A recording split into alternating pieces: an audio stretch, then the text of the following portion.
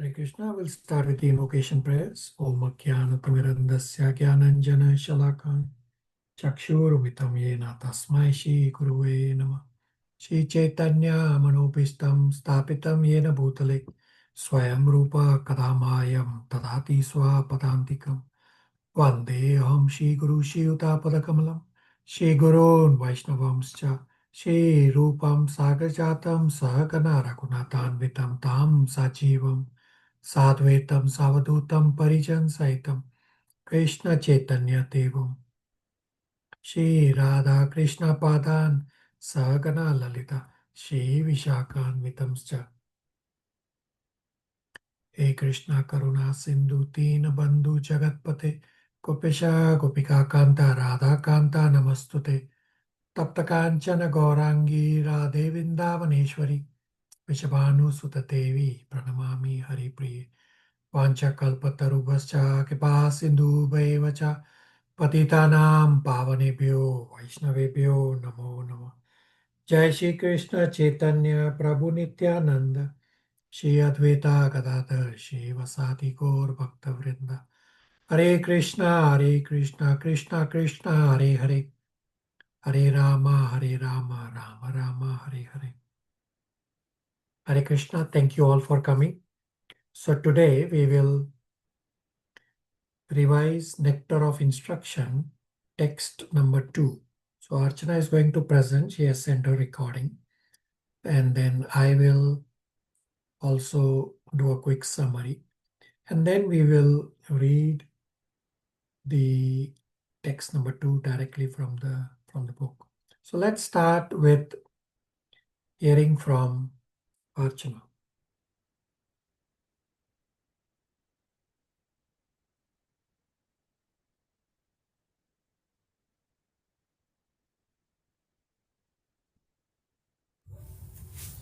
Hare Krishna Prabhuji. Hare Krishna everyone. I request permission and blessing from all the devotees, Srila Prabhupada, Shri Guru Parampara, Shri Shri Radha Krishna, offering the summary of Nectar of Instruction, text number 2. Please forgive me for my shortcoming and mistake. Nectar of Instruction, text number 2 is the key memorization verse. Atyahara prayasa cha prajalpa niyamagraha janasanga cha loyancha sadbhir bhaktir vinashayati. Text 1. The focus was on controlling the urges of body. And now text 2 is on the devotional perspective. The 6 atoms are spoiler and harmed Bhakti Lata Beach. There are 3 key points in the text 2. The first point is simple living, high thinking. Second one, how the 6 obstacles spoil Bhakti. Third, advantage of avoiding these 6 obstacles. Text 2 talk about 6 obstacles on the path of devotion, service. 6 unfavorable activities: Atyahara, Prayasa, Prajalpa, Niyamagraha, Janasanga, Lolyam. One's devotional service is spoiled when he became too entangled in the following 6 activities. Atyahara. It is referred to overeating or over-controlling too much. Over-controlling of information, over-controlling of money, etc. Ahara means to eat or to consume. According to the scripture, this human life is meant for simple living and high thinking. Why? Because we are trapped in the Lord third energy. Material existence people, instead of simply living and high thinking, many simply live and hardly think to the extent. So we are not in a simple living lifestyle. Result is we are entangled in the external energy. High thinking makes us think of higher reality. And what is the higher reality? Is Krishna. Simple living saves us from getting entangled, and high thinking enable us to move towards eternal energy of Krishna. Trying to control my senses, we feel dissatisfied because desire is still there. Solution is to get higher taste.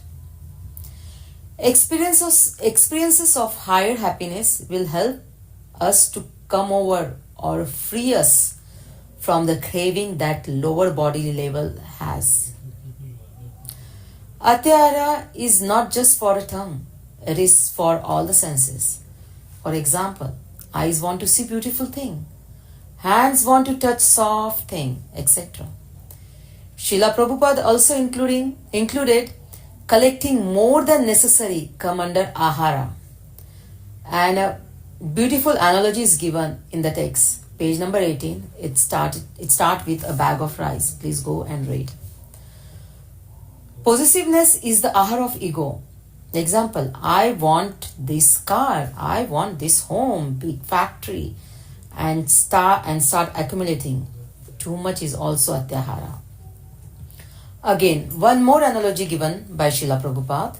Start with once a great karmic accumulate a vast fortune for his son and grandson. Srila Prabhupada analogy. What is the point of atyahara? Even though we will not able to carry anything to our next life, we will only able to carry our consciousness to our next life. Srila Prabhupada explained atyahara on 3 points: eating too much, earn too much, and acquire too much information. People fill their emptiness by filling their head with data, filling their belly with food, filling their house with passion, and filling their bank account. But the result? They still feel unsatisfied. Because all these people miss the important point. And what is that? Heart. The heart is empty. Heart can only fill with love. It has a direct connection with Krishna because Krishna is infinite. All other endeavor are misdirection. Gathering of so much information in material world is actually information overloaded. Unless which has and useless, which has no function. So media create function for such information. They call it quiz. Quiz on historical sport data.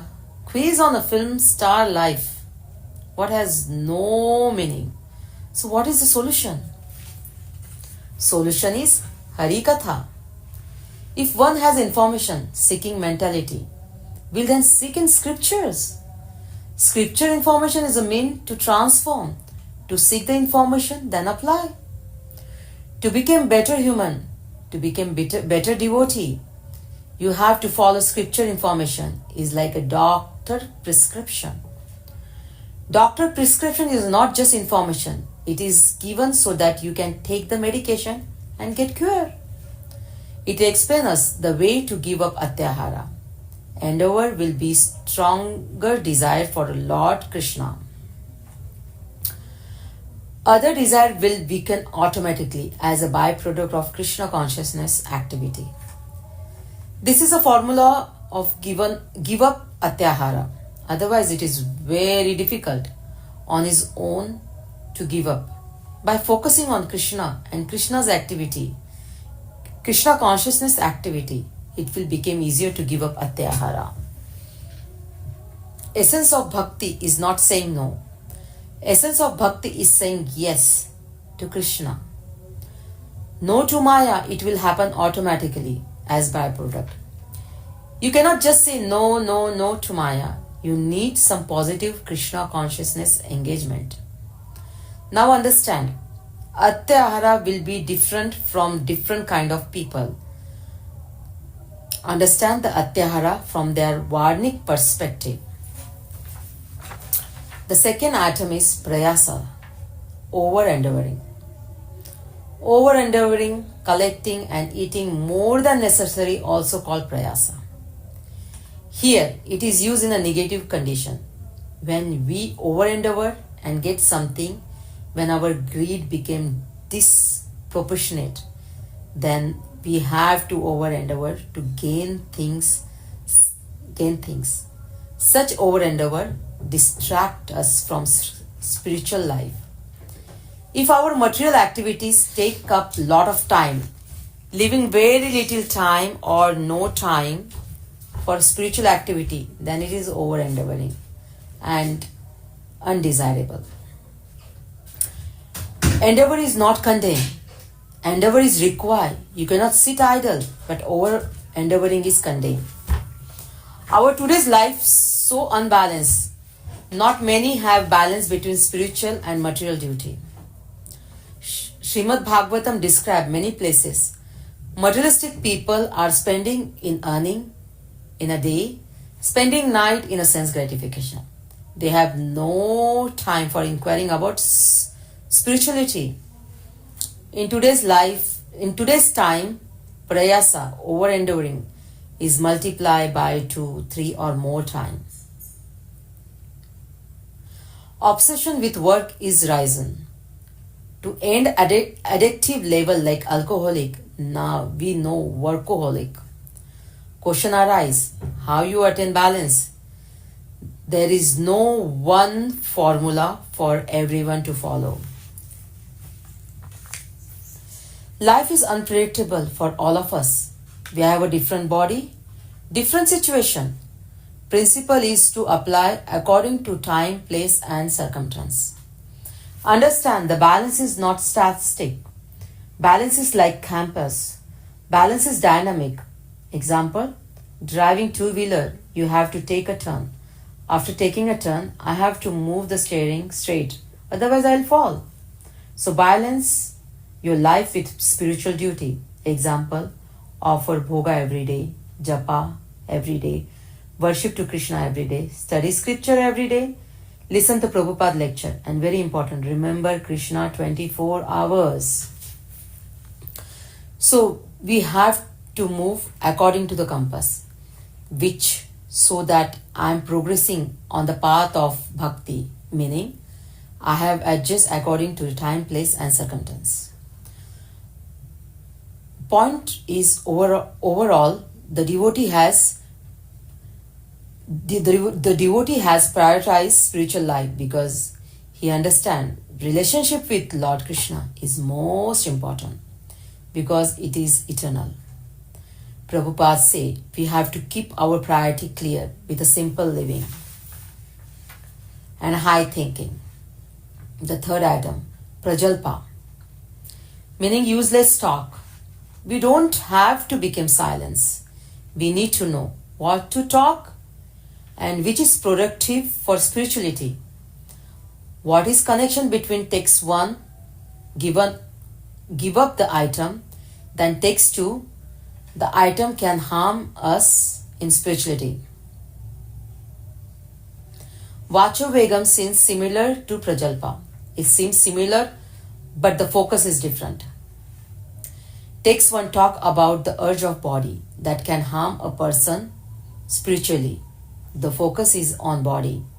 So controlling all this urge is applicable to all the transcendentalic.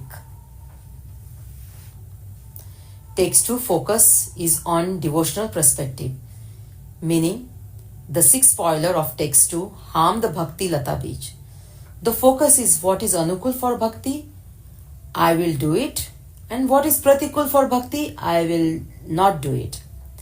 In a Bhagavad Gita chapter 17, text 15, the austerity of speech verse, Krishna said that speech which does not agitate other is pleasing truthfully.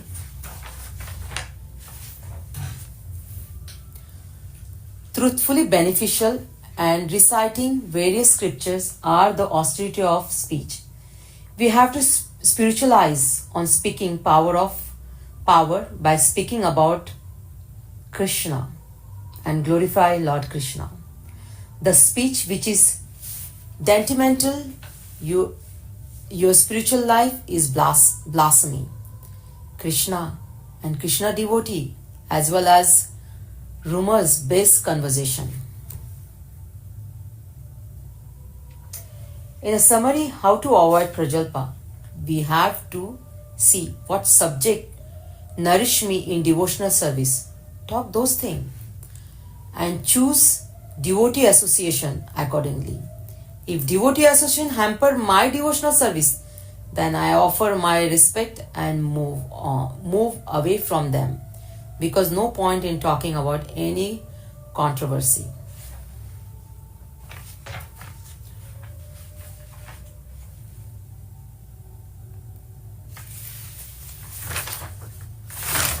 The fourth atom is Niyamagraha. So it is all about rules either too much or too little. Both are dangerous for bhakti. Two meaning of agraha is, one is excessive attachment, other is neglect the rule. The purpose of all the rules is we should able to cultivate attachment to Lord Krishna. Srila Prabhupada say, thing has to be adjusted according to the time, place, circumstance. Example, temple is glorification of Lord. Some may say, Lord Gopinath facing east is not there, therefore I will not build a temple. Then it does not serve the purpose. If we focus on this point of not east facing, we are insisting on the rules without understanding the purpose of the temple is made for glorification of temple. Srila Prabhupada was remarkably flexible the way he adopted Krishna consciousness. So we have to adapt. Adapt means becoming expert. Adapted to know what to adapt and what to adopt.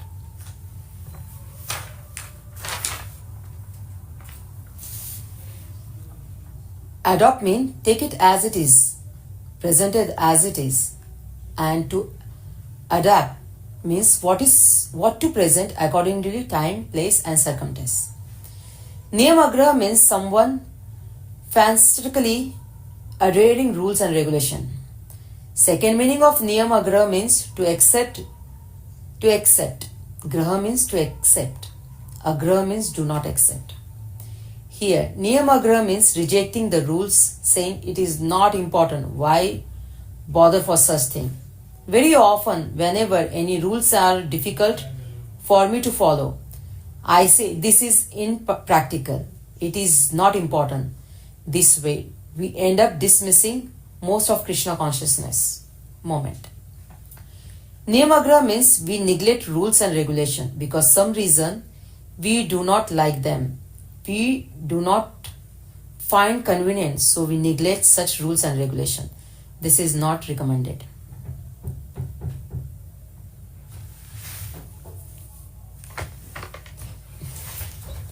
The next atom is Janasangha.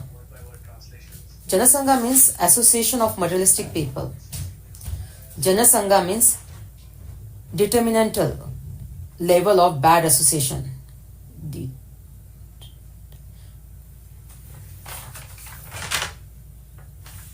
Sangha means attachment. Other means meaning of Sangha, association. Both the meaning are related. Example, by association attachment developed, and by attachment association is chosen. If someone like cricket, that is his attachment. The person will try to find out who like cricket and mix with those people. Meaning, attachment and association developed. By association also attachment developed. Example, some people from India go to North America. Everybody in North America play baseball. An Indian person is always surrounded with the people who go play baseball or watch baseball. An Indian person develop the attachment. Meaning, our attachment, we choose what kind of association. By the association around us, attachment developed. When we associate with devotee has spiritual desire, devotional attachment, and by their association we develop, and we also develop devotional attachment. We have to understand what is the association means. It is not just a physical proximity. Physical proximity can be there without having any association. Example by Srila Prabhupada. If the spiritual master is sitting in a vasasana and fly sitting on his body of spiritual master, and irritating spiritual master, the fly is having a physical proximity to the spiritual master, but the fly is not getting any benefits because fly is not associating with spiritual master. Association means emotional exchange. When we share emotion with someone, we try to give our emotion to them and they give their emotion to us. Such transfer of emotion happen, that is association. Physical association means transfer of emotion, and emotion are connected with desire. For a devotee, we have a Krishna consciousness purpose and Krishna consciousness moment. To provide a forum, those interested in Krishna can come together, nourish the attraction to Krishna. So all these 6 items are related. When we have atyahar, eager to accumulate more and more, then lead to prayasa, over and over. Because more thing do not come free. This result, janasanga, association with non-devotee, because materialist people are eager in over-endeavoring for the sake of sense gratification. And because of a janasanga, lolyam occurs. Excess greed comes. Atyahar, tendency to accumulate more and more. Lolyam is excess greed. They are related with a little different. Atyahar is more settled, lolyam is more acquired.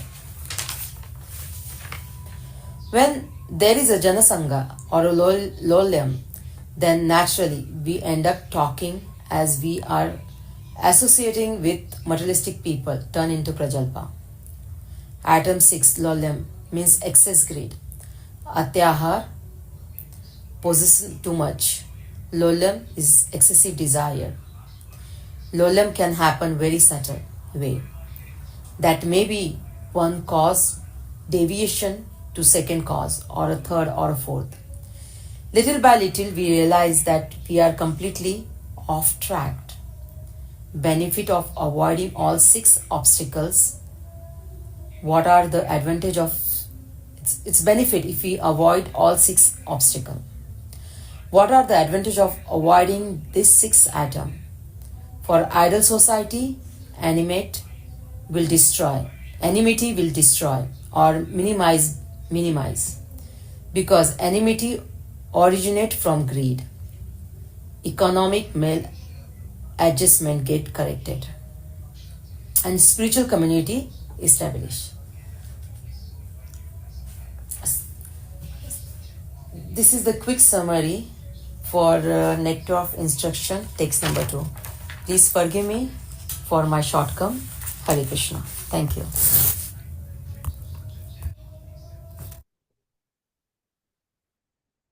Questions, comments, realizations for Archana's presentation?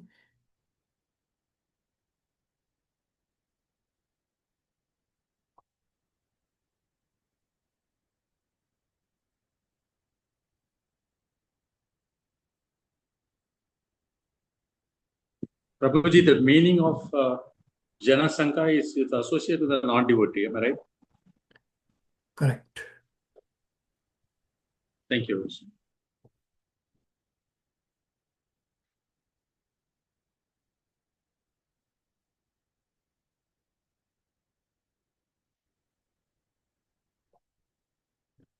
So Archana has already done a spectacular presentation. All of you should make note of how Archana uses the high and low tone to emphasize on points. There's a very good presentation. She covered everything as well as presented in a very calm manner that shows the confidence. So in theory, I don't really need to do the Nectar of Instruction text number 2 presentation because it will be largely a repeat. Do you still want me to do the text 2 presentation? It may be a revision, Prabhuji. All right. Yes, Prabhu. Okay. Let me also do text number 2 summary, which will be largely a repeat of what Archana has already said. So text number 1 focuses on the body, controlling urges, and text number 1 applies to all. Text number 2 is from a devotional perspective, that these 6 spoilers in text number 2 harm the Bhakti Lata Beach. The key points in text number 2 are that simple living, high thinking. Second is how these 6 items spoil bhakti. The third is advantages of avoiding these 6 obstacle items.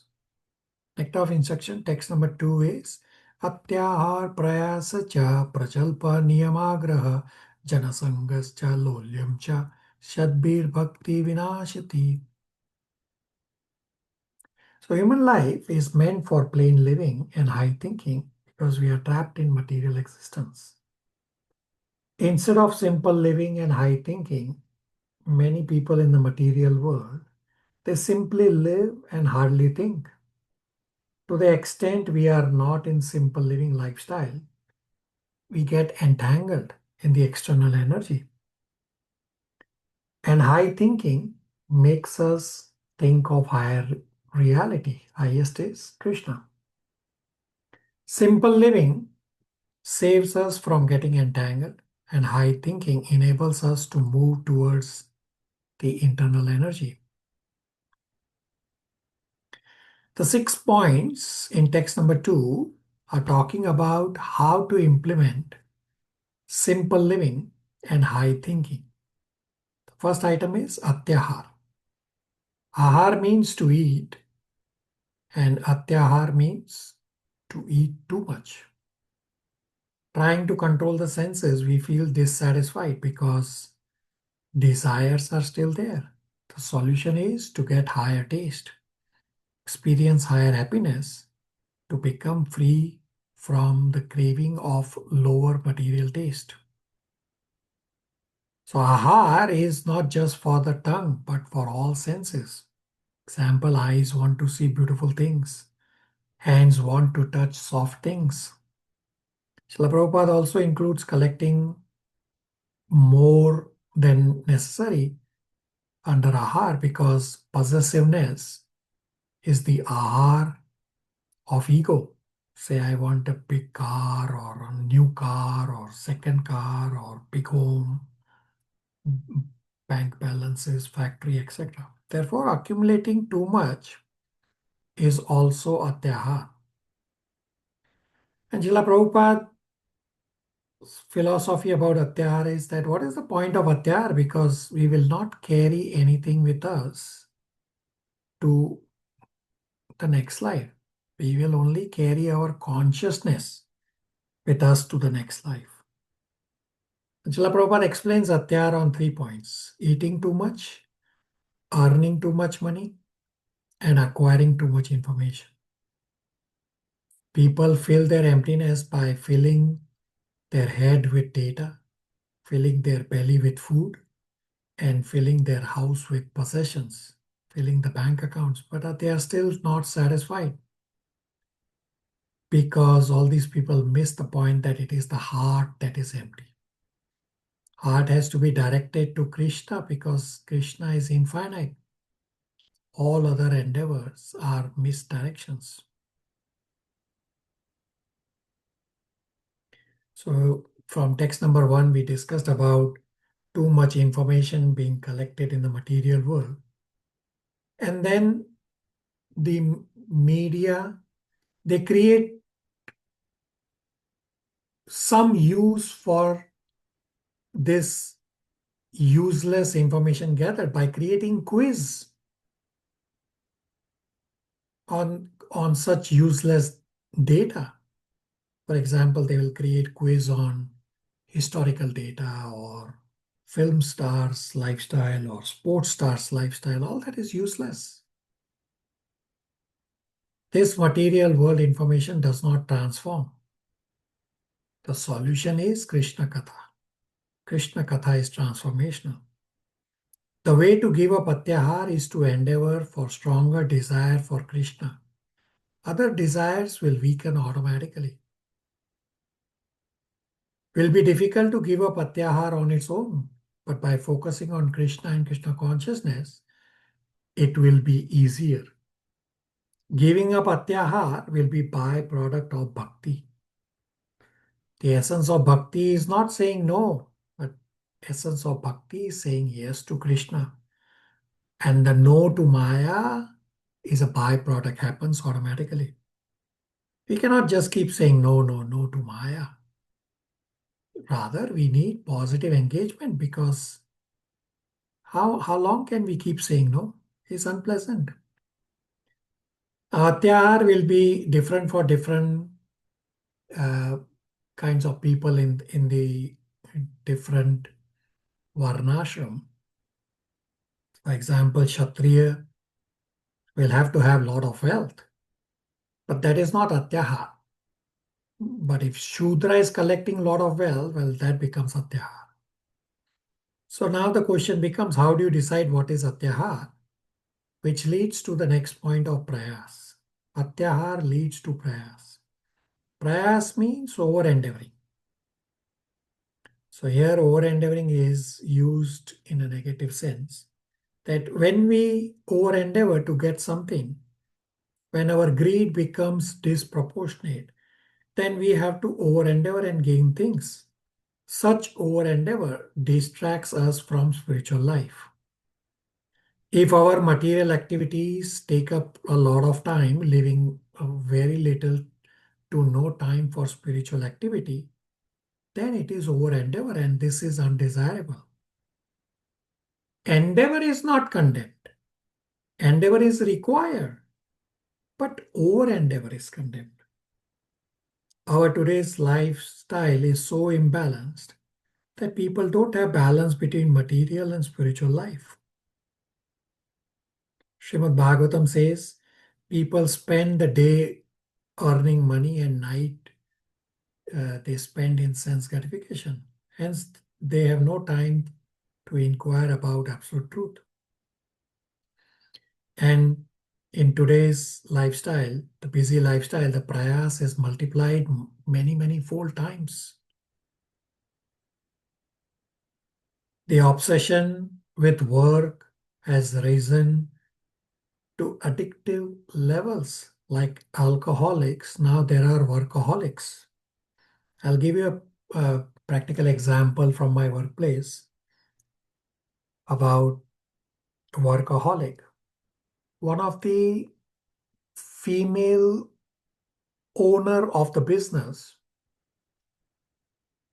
now this is the female, the mother, she delivered a child and next morning she was at work. Can you imagine? It's not the father that is at work. It's the mother who has delivered a child and next morning she was at work because she said that she was away from work for 8-9 months and she cannot live without work. This is workaholic. This is addictive level of workaholic. And everybody else at the workplace were glorifying this female. Oh, look how committed she is to work. Are Baba, that is not commitment. That is another level of alcoholism like addiction. It is workaholic. So we have largely imbalanced lifestyle. Now, how to attain balance is very important. To attain balance, there is no one formula. because life is very unpredictable. Balance is not static. Balance is dynamic, like a compass. That when you are driving a two-wheeler vehicle, when you have to turn, and you have to tilt your steering wheel. And if you don't tilt the steering wheel back after you turn, well, then you'll keep turning and you will fall down. Similarly, balance in our lives is never static, it is dynamic. Sometimes work pressure may be more, requiring more time at work. So we may have to bend more towards work. And we have to devote more time to work because we have to keep the body and soul together. Simultaneously, we should devote more time to Krishna and devotional service by putting other things aside. And when the material world busyness is over, then you come back to spiritual life and catch up. So this is what you are doing of bringing the steering wheel back in the straight position and coming to the balanced position. As long as the overall compass is showing that I am progressing upwards towards spiritual life. So we have to adjust according to time, place, and circumstances. Therefore, balance is not static. Balance is very dynamic. The point is that overall a devotee tries to prioritize spiritual life more and more and more. Because the devotee understands that my relationship with Krishna is most important because it is eternal. Due to excessive greed, there is over endeavor, resulting in frustration. The root cause is because our lives are not balanced. Therefore, Srila Prabhupada says, we have to keep our priorities clear with simple living and high thinking. Next item is Prajalpa, useless talk. We don't have to become silent, but we need to know what talk is productive for my spirituality. Now, what is the connection between text 1 where it says give up items and then text 2 says that the items that can harm us spiritually? So Vachovekam may seem similar to Prajalpa. May seem similar, but the focus is different. So text 1 is talking of the urges of the body that can harm the person spiritually. Means the focus is on body.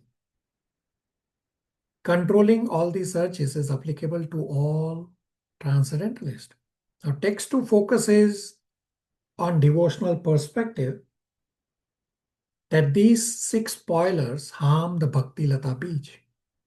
Some items may be good for material, but not good for spiritual. Example, Prajalpa is not good for spiritual. So there can be some overlap between the items in various text 1 and text 2. Just the focus of analysis is slightly different.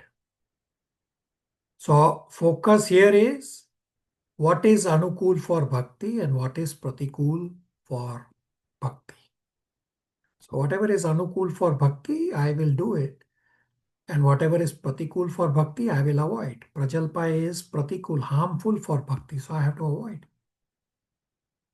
In Bhagavad Gita 17.15, the austerity of speech verse, Krishna says that speech that does not agitate others is pleasing. So, and in 17.15, truthful speech is second. First comes pleasing and not agitating speech.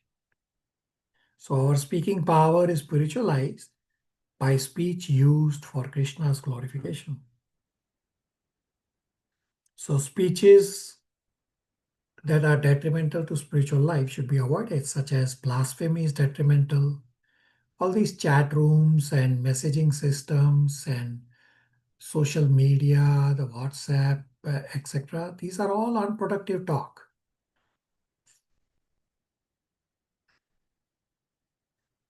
On the path of bhakti, there are two categories of talks that are detrimental to bhakti. One is blasphemy of Krishna and Krishna's devotee, and the second is rumor-based conversations. In summary, how to avoid prajalpa? We have to see what subjects nourish me in devotional life, and I talk those things. Hence, we choose devotee association accordingly. If devotee association hampers my devotional service, then I offer my respects to the other devotee, say Hare Krishna, and move away from them. Because there is no point in talking about controversies. The next item is Niyam Agraha. Niyam means rules, and the two meanings of Agraha, one is neglect rules, and the second meaning of Agraha is to insist on the rules without understanding the purpose behind it. So rules and principles both are important, but principle is more important than a rule. Rules are also important, but rules can be little flexible according to time, place, and circumstances, as long as you don't break the rules. Srila Prabhupada says things have to be adjusted according to time, place, and circumstances. An example is that temple is glorification of the Lord.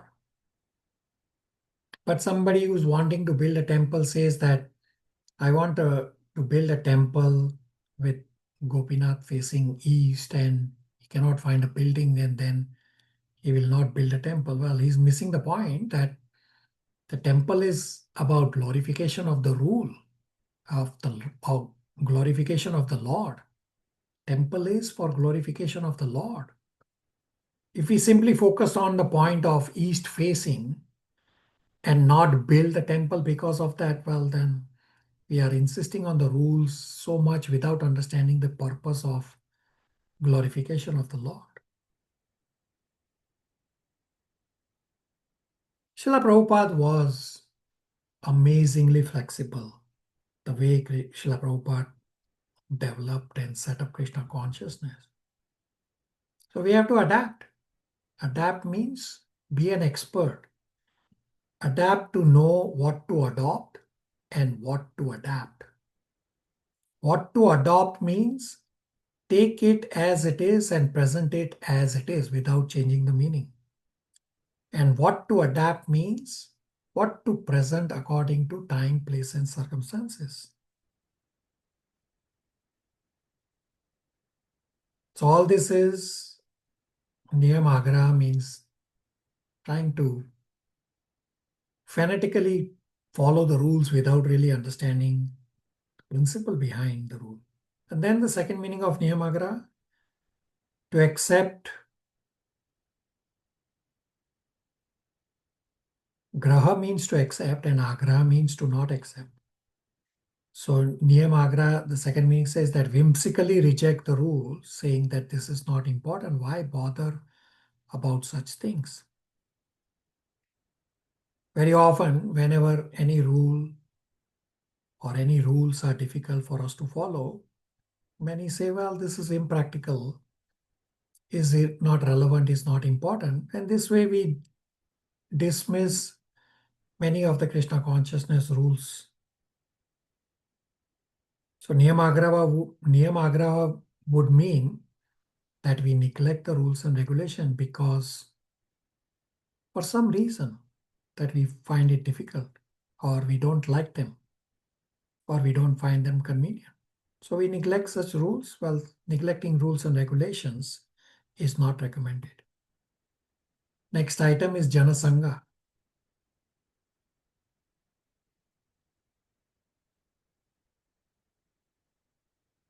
Janasanga means association of materialistic people. Janasanga is very detrimental level of bad association. So Sangha is attachment, and another meaning of Sangha is association. Both meanings are related. Two meanings of Sangha are related, that by association attachment develops, and by attachment association is chosen. Example, if someone likes cricket, that is his attachment, and the person around his work, school, etc. will try to find out who else also likes cricket and mix with those people. Meaning by attachment, association develops. And by association also attachment develops. Example, an Indian goes to America or Canada or any other foreign country. Say in America, everybody is mad after soccer or baseball.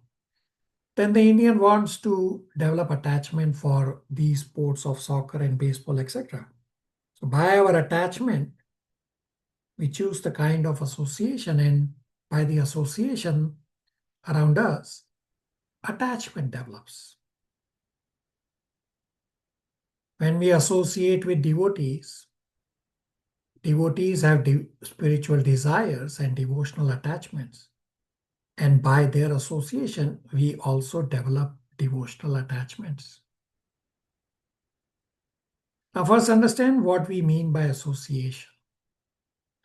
Association is not just physical proximity. Physical proximity can be there without having association. Srila Prabhupada gives the example that spiritual master sitting on Vyasasana and a fly sits on spiritual master, irritating the spiritual master. The fly is having physical proximity to the spiritual master, but the fly is not getting any benefit. The fly is not associating with the spiritual master. So physical proximity is not necessarily association itself. Then what exactly is association? Association means emotional exchange. When we share emotions with someone we associate, we try to give our emotions to them and they give their emotions to us. When such transfer of emotions happen, that is association. So people staying as neighbors here at across the Toronto temple, they are not inclined to devotional service at all. So even with physical proximity to so many devotees and Krishna, they don't change because their emotional world is entirely different from devotees' emotional world, from Krishna's emotional world. The result is there is no transfer of emotions, hence there is no association, even with physical proximity. Association basically means transfer of emotions. And emotions are connected with desires.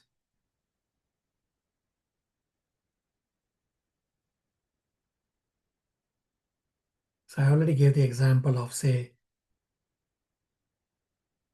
some person traveling to another country. Similarly, if some non-Indian comes to India, in India, cricket is crazy everywhere. Everyone plays cricket. So this non-Indian person seeing the excitement of everyone around cricket has an infectious effect. The infectious effect can be positive or negative, depending on the nature of association. Hence, this new person to India gets affected and desires develop accordingly. Hence, when there is such transfer of emotion, everyone else is celebrating, and this new person also wants to join in the celebration. Hence, by engaging in those emotions, this new person also develops these desires and the attachment and the association accordingly. When we enjoy the emotions that the materialistic people are enjoying, then we get the desires they are having. And those materialistic people's desires are often non-devotional. Desires of materialistic people are non-devotional and sometimes even anti-devotional. Non-devotional desire means, say they talk about cricket or politics. There's no breakage of regulative principles, but it is still non-devotional. But if someone is talking about sensuality and sexuality, this goes on to breaking the regulative principle, hence it becomes anti-devotional. So both non-devotional and anti-devotional desires are detrimental. Anti-devotional is far more detrimental. And Srila Prabhupada says people try to create association. Similarly, we have created Krishna consciousness movement. And what is the purpose of Krishna conscious movement? Is to provide a forum for those who are interested in Krishna to come together and nourish their attraction to Krishna. In Krishna consciousness movement, we learn who is Krishna, what is our relationship with him, and why we should love him, and how we should love him, and how to serve him. So there is a correlation between all these 6 items that spoil bhakti. When we have atyahar, means urge to accumulate more and more, that leads to prayas, over endeavor, because more things don't come free. This results in Janasangha, association of non-devotees, because materialistic people are engaged in over endeavoring for the sake of sense gratification. Because of Janasangha, materialistic people are greedy, hence laulyam happens. Laulyam is excess greed. So atyar is the tendency to accumulate more, while laulyam is excess greed. They're just subtle differences between the two. Atyahar is more intrinsic, laulyam is more acquired. Means, Srila Prabhupada says, atyahar is subtle, while laulyam is a bit more explicit. So when there is Janasangha and laulyam, then naturally, because we associate with materialistic people, we end up talking, hence we do prajalpa. As we associate with materialistic people who are not following any principles, who do not follow any rules, the result is that we don't feel the importance of these rules ourselves. Or materialistic people follow rules because they feel that these are just rituals to be observed. Hence, both kinds of niyagraha happen when we associate with non-devotees.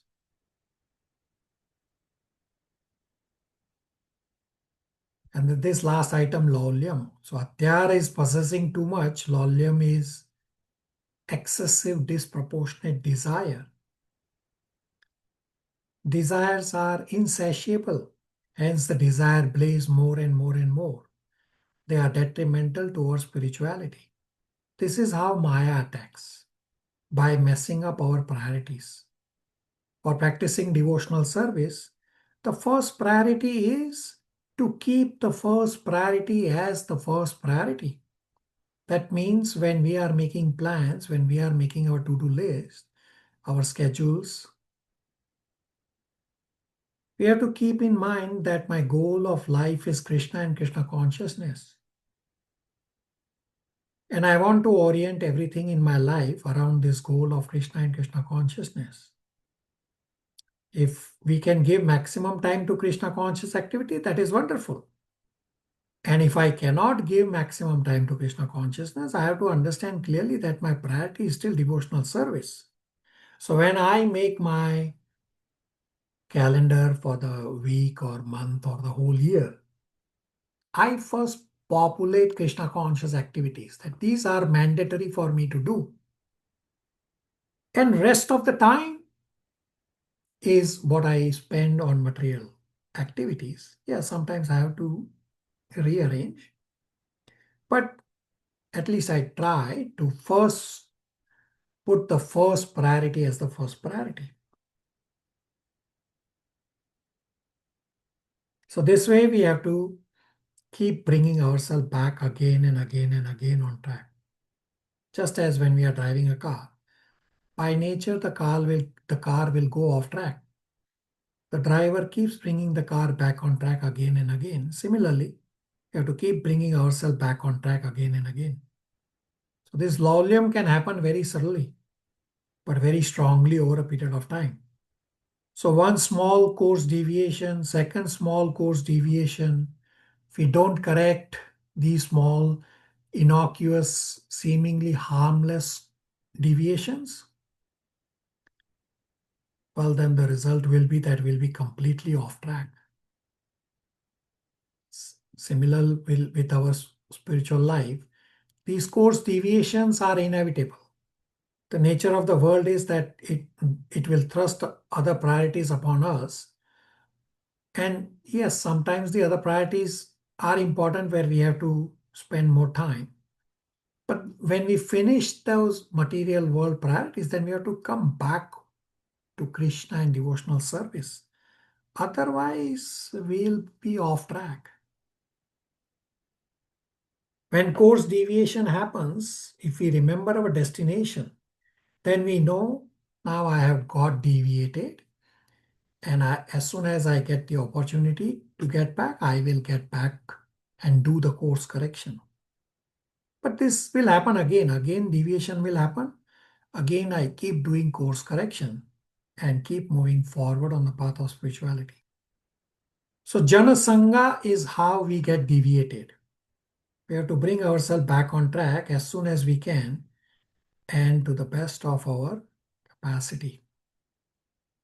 The last point Prabhupada explains about benefits of avoiding these 6 obstacles is that society will become ideal because people will not have greed. Then second, enmity will be destroyed, or at least enmity will be minimized, because enmity originates because of greed. And next, economic maladjustments will get corrected because the problem is that resources are limited in the material world while people have unlimited desires. So everybody lives simple living, high thinking, then the economic maladjustments will also get corrected. We'll also have political stability and spiritual community will also be established. So, and next point is about ISKCON will become the cause of spiritual awakening. And ISKCON does this in 2 ways. One is education and training. The important point is similar that Krishna conscious movement provides facilities, support system, arrangements by which people can become Krishna conscious. In association of devotees, we get education, training, we learn philosophy, and we learn how to practice the philosophy. Education means to know what to do, and training means to know how to do. So how to chant, how to worship, how to study scriptures, how to make spiritual advancement, how to practically engage in Krishna's service, and how to return back to Krishna. Our goal is more we engage in association of devotees, the more we'll be able to break free from Atyahar, Prayas, Prajalpa, Niyamagra, Janasanga, and Lolya. That's a summary of Nectar of Instruction, text number 2. Questions, comments, realization. Not a short summary, but a little exhaustive, detailed summary.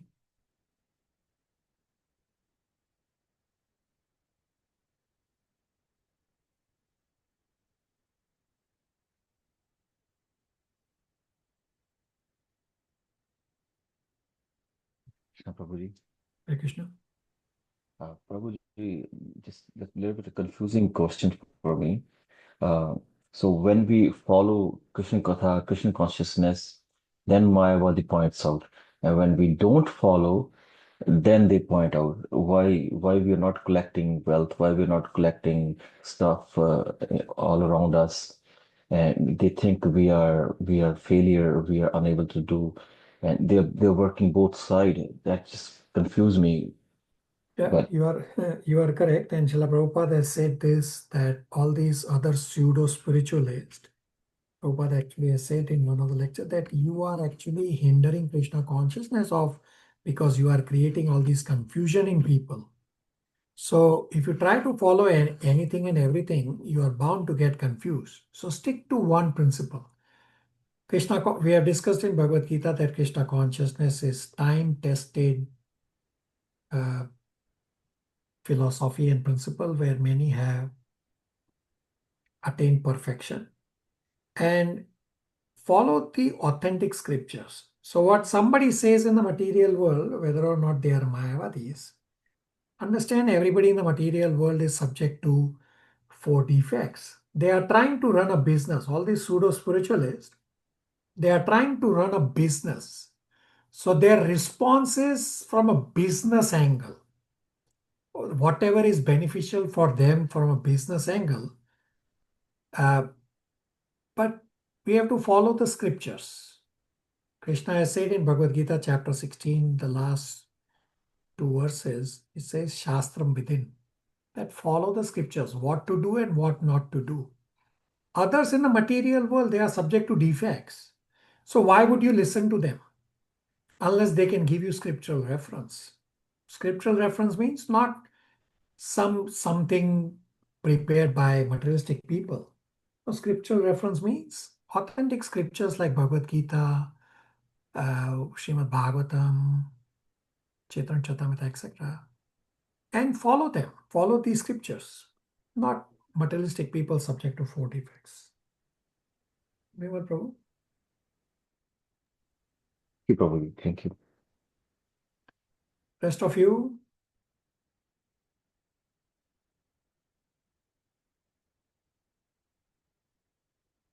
All right, let's start reading. So everybody should read at a faster pace. And everybody can please number the paragraphs and read accordingly. So Priyanka will start. Priyanka will read. If you want, you can also recite the verse 2, the translation, and then you will read paragraph number 1, which starts, human life is meant for plain living and high thinking. As well as Priyanka will read the next paragraph, which starts the word Mahatma. So read up until that paragraph ends.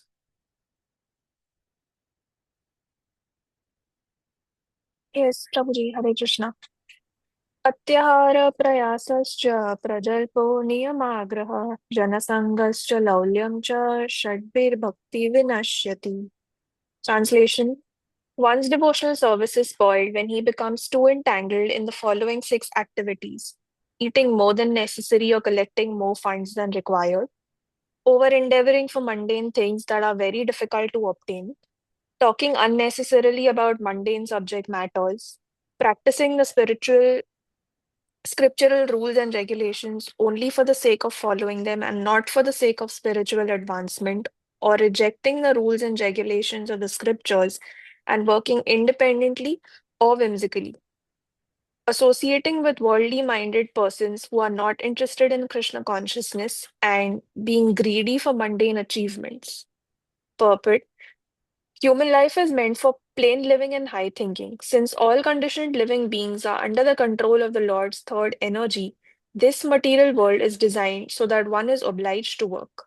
The Supreme Personality of Godhead has 3 primary energies or potencies. The first is called Antaranga Shakti, or the internal potency. The second is called Tatastha Shakti, or marginal potency. The third is called Bahiranga Shakti, or external potency. The living entities constitute the marginal potency, and they are situated between the internal and external potencies. Being subordinate as eternal servants of the Supreme Personality of Godhead, the Jivatma or atomic living entities must remain under the control of either the internal or external potency.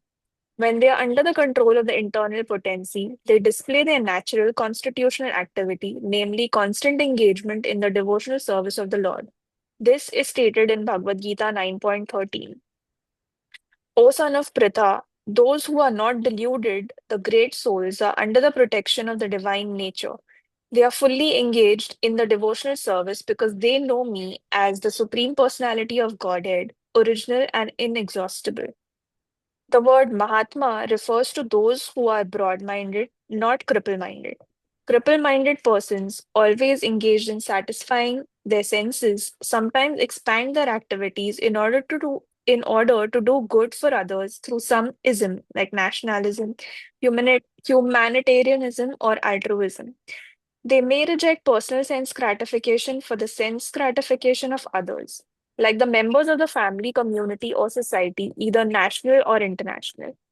Actually, this is extended sense gratification, from personal to communal to social.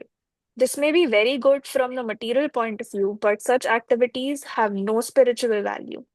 The basis of such activity is sense gratification, either personal or extended. Only when a person gratifies the senses of the Supreme Lord can he be called a Mahatma or broad minded person. Hare Krishna. Continue reading up to on to the next two paragraphs. So on page 17 of the book, the last paragraph, it starts the main problem confronting conditions. So read up to before Yes. that. Okay, yes, Prabhu. In the above quoted verse from the Bhagavad Gita, the words Daivim Prakritim refer to the control of the internal potency or pleasure potency of the Supreme Personality of Godhead. This pleasure potency is manifested as Srimati Radharani or her expansion Lakshmi, the goddess of fortune. When the individual jiva souls are under the control of the internal energy, their only engagement is the satisfaction of Krishna or Vishnu. This is the position of a Mahatma. If one is not a Mahatma, he is a Duratma or a cripple minded person. Such mentally crippled Duratmas are put under the control of the Lord's external potency, Mahamaya. Indeed, all living entities within this material world are under the control of the Mahamaya, whose business is to subject them to the influence of the threefold miseries Adidevika Klesha, sufferings caused by the demigods, such as droughts, earthquakes, and storms.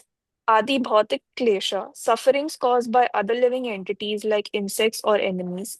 And Adhyatmika Klesha, sufferings caused by one's own body and mind, such as mental and physical infirmities. Deva Bhutatma Hitatva, the conditioned souls, subjected to these three miseries by the control of the external energy, suffer various difficulties. All right. So up to here is the discussion about simple living and high thinking. Next, Nitya will read. So I will tell you a few paragraphs. So from this point, Atyahar and Prayas start. So this paragraph on page 17 of the book, at the bottom, the paragraph starts, the main problem confronting conditioned souls. So you'll read from here and you will continue few paragraphs till page number 20. Before the last paragraph, it says another impediment is prajalpa. So till all of those 2 pages or so, it's talking about Atyahar and Prayas. Nitya, you clear? Yes, Prabhu. Yes, Prabhu. The main problem confronting the conditional souls is the repetition of birth, old age, disease, and death. In the material world, one has to work for the maintenance of the body and soul. But how can one perform such work in a way that is favorable for the execution of Krishna consciousness? Everyone requires possessions such as food grains, clothing, money, and other things necessary for the maintenance of the body, but one should not collect more than necessary for his actual basic needs. If this natural principle is followed, there will be no difficulty in maintaining the body. According to nature's arrangement, living entities lower on the evolutionary scale do not eat or collect more than necessary. Consequently, in the animal kingdom, there is generally no economic problem or scarcity of necessities. If a bag of rice is placed in a public space, birds will come and eat a few grains and go away. A human being, however, will take away the whole bag. He will eat all his stomach can hold and then try to keep the rest in storage. According to the scriptures, this collecting of more than necessary, atyahara, is prohibited. Now the entire world is suffering because of it. Collecting and eating more than necessary also causes prayasa, or unnecessary endeavor. By God's arrangement, anyone in any part of the world can live very peacefully. If he has some land and a milk cow, there is no need for a man to move from one place to another to earn a livelihood, for one can produce food grains locally and get milk from the cow. That can solve all economic problems. Fortunately, man has been given higher intelligence for the cultivation of Krishna consciousness or the understanding of God, one's relationship with Him, and the ultimate goal of life, love of God. Unfortunately, so called civilized man, not caring for God realization, utilizes his intelligence for getting more than necessary and simply eating to satisfy the tongue. By God's arrangement, there is sufficient scope for the production of milk and grains for human beings all over the world. But instead of using his higher intelligence to cultivate Krishna consciousness, so called intelligent men misuse their intelligence to produce many unnecessary and unwanted things. Thus, factories, slaughterhouses, brothels, and liquor shops have opened. If people are advised not to collect too many goods, eat too much, or work unnecessarily to possess artificial amenities, they think they're being advised to return to a primitive way of life. Generally, people do not like to accept plain living and high thinking. That is their unfortunate position. Human life is meant for God realization, and the human being is given higher intelligence for this purpose. Those who believe that this higher intelligence is meant to attain a higher state should follow the instructions of the Vedic literatures. By taking such instructions from higher authorities, one can actually become situated in the perfect knowledge and give real meaning of life. In Srimad Bhagavatam 1.2.9, Sri Sutta Goswami describes the proper human dharma in this way. All occupational engagements dharma are certainly meant for ultimate liberation. They should never be performed for material gain. Furthermore, one who's engaged in ultimate occupational service or dharma should never use the material gain to cultivate sense gratification. The first step in human civilization consists of occupational engagements performed according to the scriptural injunctions. The higher intelligence of a human being should be trained to understand basic dharma. In the human society, there are various religious conceptions characterized as Hindu, Christian, Hebrew, Mohammedan, Buddhist, and so on. For without religion, human society is no better than an animal society. As stated above, religion is meant for attaining emancipation, not for getting bread. Sometimes human society manufactures a system of so-called religion aimed at material advancement that is far from the purpose of true dharma. Religion entails understanding the laws of God, because the proper execution of these laws ultimately leads one out of the material entanglement. That is the true purpose of religion. Unfortunately, people accept religion for material prosperity because of atyahara or an excessive desire for such prosperity. True religion, however, instructs people to be satisfied with the bare necessities of life while cultivating Krishna consciousness.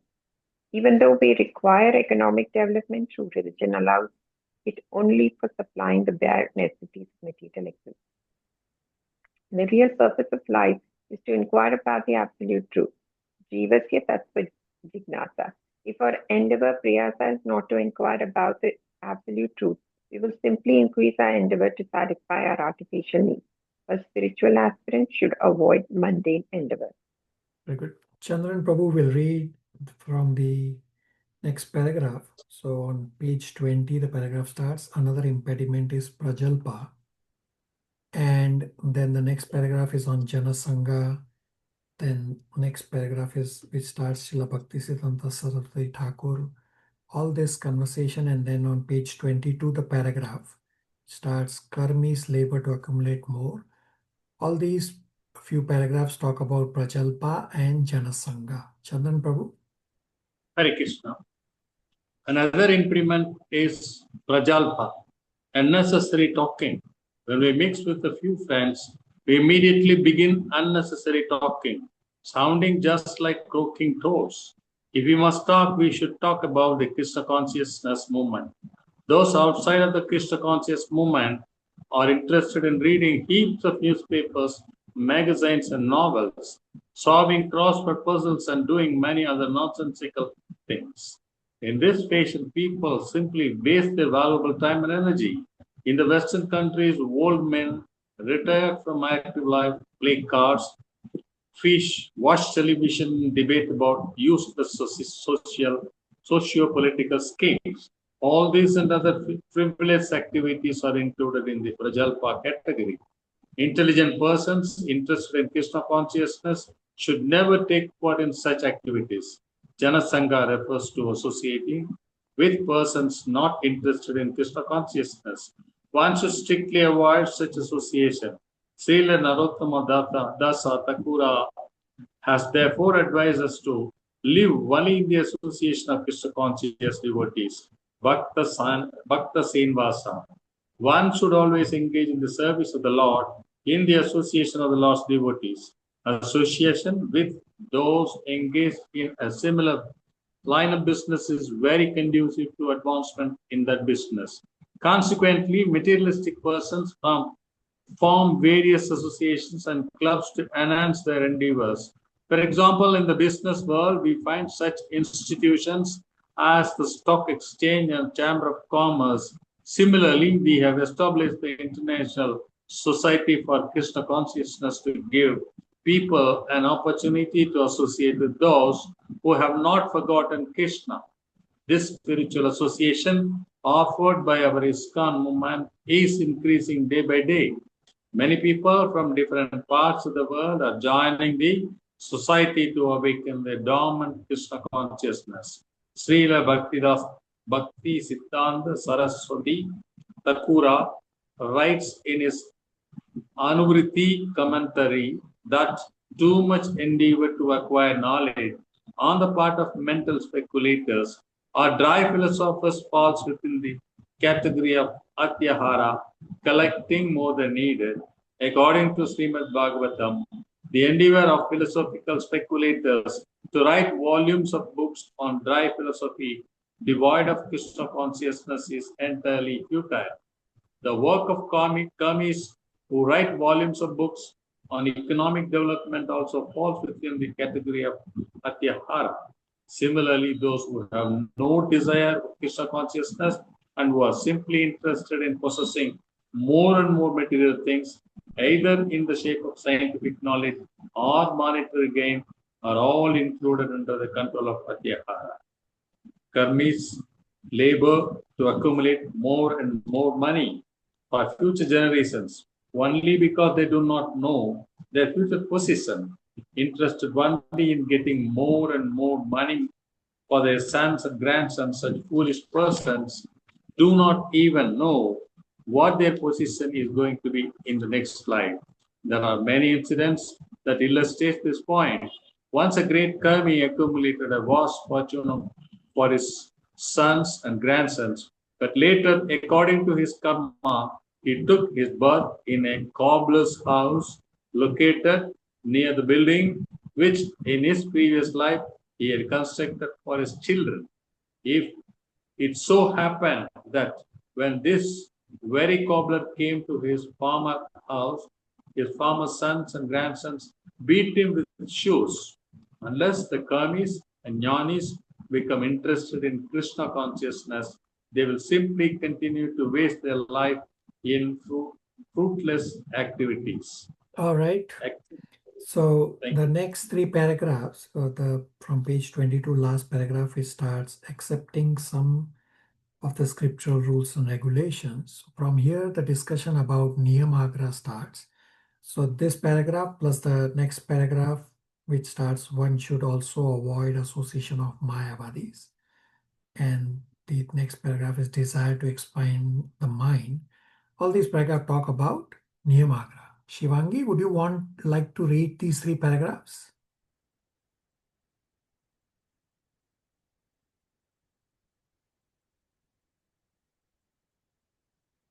Prabhuji, from accepting some of the scriptural rules. Three paragraphs from here. Hare Krishna, accepting some of the scriptural rules and regulations for immediate benefit, as utilitarians advocate, is called niyamagraha, and neglecting the rules and regulations of the Shastras, which are meant for spiritual development, is called niyamagraha. The word agraha means eagerness to accept, and agraha means failure to accept. By the addition of either of these two words to the word niyama, rules and regulations, the word niyamagraha is formed. Thus, niyamagraha has a twofold meaning that is understood according to the particular combination of words. Those interested in Krishna consciousness should not be eager to accept rules and regulations for economic advancement, yet they should very faithfully accept scriptural rules and regulations for the advancement of Krishna consciousness. They should strictly follow the regulative principles of avoiding illicit sex, meat eating, gambling, and intoxication. One should also avoid association with Mayavadis, who simply blaspheme Vaishnavas' devotees. Bhukti Kamis, who are interested in material happiness, Mukti Kamis, who desire liberation by merging in the existence of the formless absolute, Brahman, and Siddhi Kamis, who desire the perfection of mystic yoga practice, are classified as atyaharis. To associate with such persons is not at all desirable.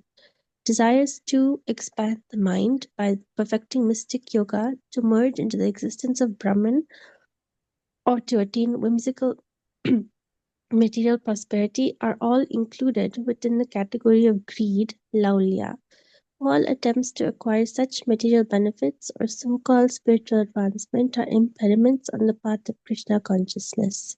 Okay, so the rest of the purport, which starts from page 23, the last paragraph, modern warfare waged between capitalists and communists. From here, largely they talk about benefits of avoiding these 6 obstacles.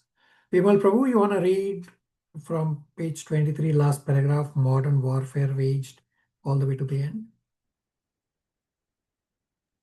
Hare Krishna.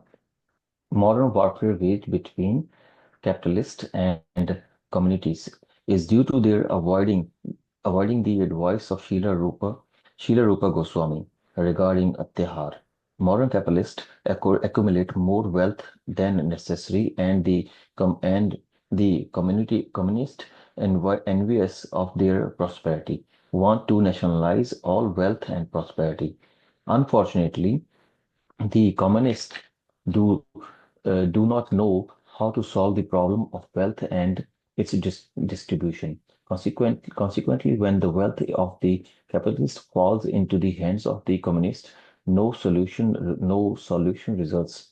Opposed to these two philosophies, the Krishna consciousness ideology states that all wealth belongs to Krishna. Thus, unless all wealth comes under the administrations of Krishna, there can be no solution to the economic problem of mankind.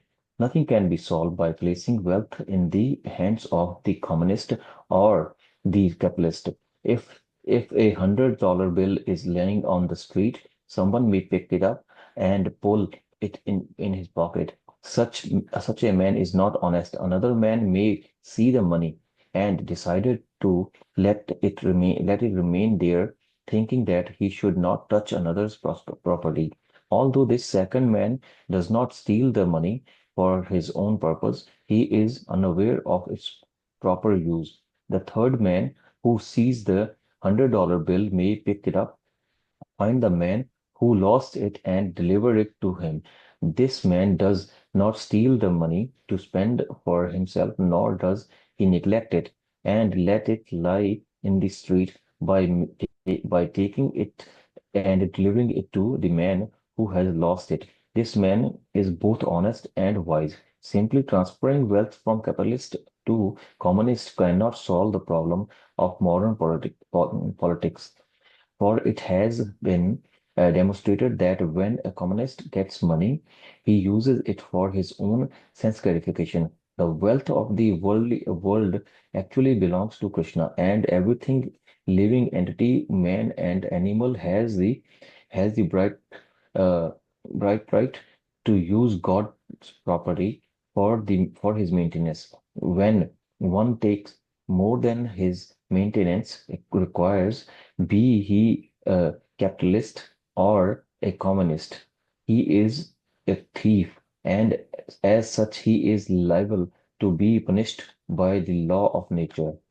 The wealth of the world should be used for the welfare of all living entities. For that is the plan of Mother Nature. Everyone has the right to live by utilizing the wealth of the Lord. When people learn the art of scientifically utilizing the world property, they will no longer encroach upon the another one another rights. Then an ideal society can be formed.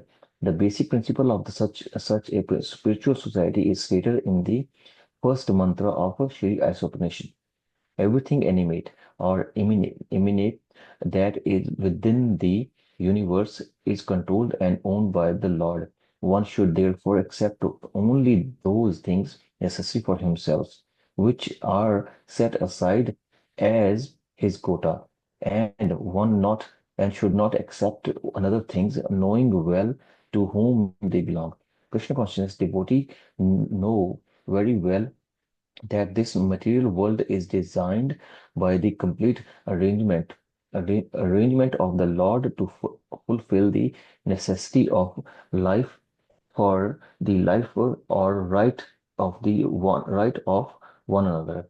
This complete arrangement afford the proper quota of wealth for everyone according to his real needs. and thus everyone may live peacefully. According to the principle of plain living and high thinking, unfortunately, materialistic who have neither faith in the plan of God nor any aspirations for higher spiritual development misuse their God-given intelligence only to argument their material possession.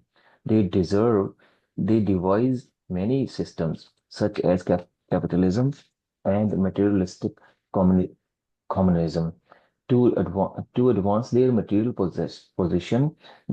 They are not interested in the law of God for any higher goal, always anxious to fulfill their ultimate desire for sense gratification. They are conspicuous by their ability to exploit their fellow living beings. When human study gives up their elementary fault, faults and environmented by Srila Rupa Goswami, all enmity uh, will will cease between man and animal, capitalist and communist, and also fourth, in addition, all problems of economics or political ma- smaller adjustments and instability will be solved. This poor consciousness is awakened by the proper spiritual education, the practice offered scientifically by the Christian consciousness movement. This Christian consciousness movement offered a spiritual community that can bring about a peaceful conditions in the world. Every intelligent man should purify his consciousness and rid himself of the above mentioned six hindrances to devotional service by taking wholehearted shelter of this Christian consciousness movement. Hare Krishna. Hmm. Very good. Questions, comments, realizations?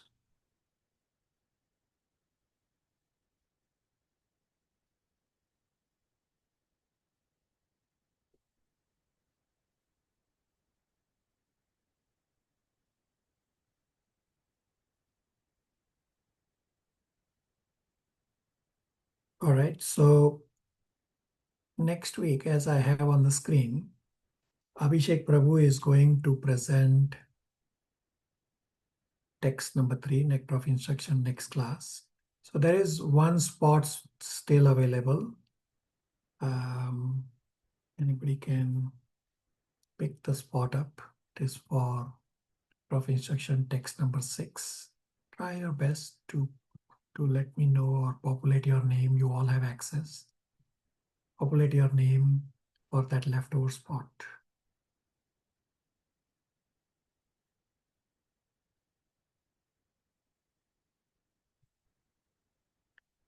All right, we still have. Prabhuji, Yeah, go ahead. just one question, Prabhuji.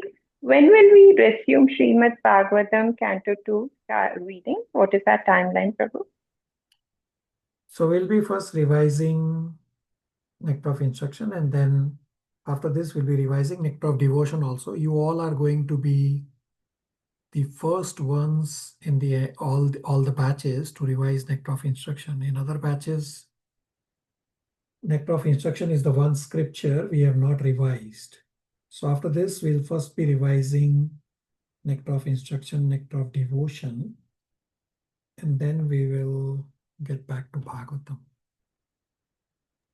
Thank you, Prabhu.